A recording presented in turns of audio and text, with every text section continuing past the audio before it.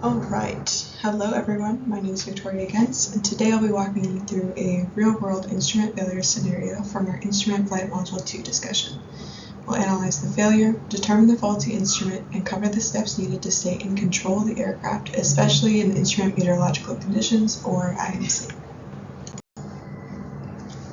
So here's what we're going to cover today. First, we'll go over the scenario, then we will go over how to identify the faulty instrument. We'll go over how to confirm the failure using proper cross-check techniques. Then I'll walk through the immediate actions needed to maintain safe flight, and finally share a bit of biblical encouragement that ties into aviation decision-making. So here's the scenario. You are flying in instrument meteorological conditions, IMC, on a straight and level course, and you observe the following. Your heading indicator is showing a gradual left turn, while your attitude indicators remain wings level. The turn coordinator shows a standard rate turn to the left, and the altimeter indicates a descent.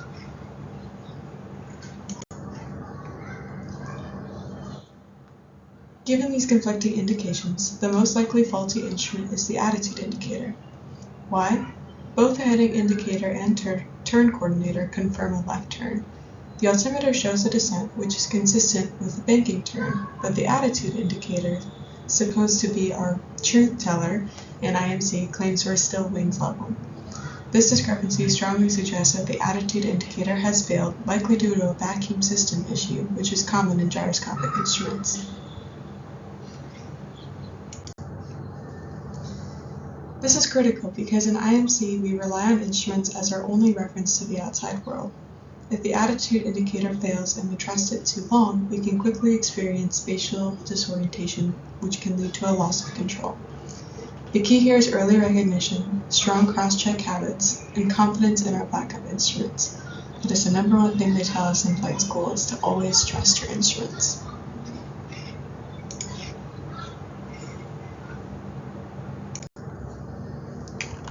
One reliable scan technique is the V-scan, starting at the attitude indicator and scanning outward to the airspeed and our altimeter.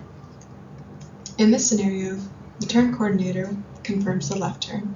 The heading indicator confirms the left turn as well. The altimeter shows descent from loss of lift due to bank angle. Only the attitude indicator says everything is fine. That's our red flag.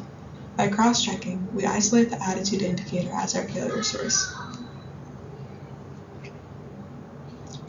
Now we're going to go over some immediate actions you can take to regain control of your aircraft. First, you need to acknowledge and then ignore the faulty instrument. Don't let it mislead you. Next, we'll transition to partial panel flying. What this means is that you're ignoring that one instrument that's faulty and you're trusting all your other instruments that are still showing the accurate representation of what's happening outside of your aircraft. So we're going to be using the turn coordinator to maintain level wings. Use your altimeter and vertical speed indicator to control your pitch and your altitude, and use the magnetic compass or heading indicator if it's still reliable to maintain your course.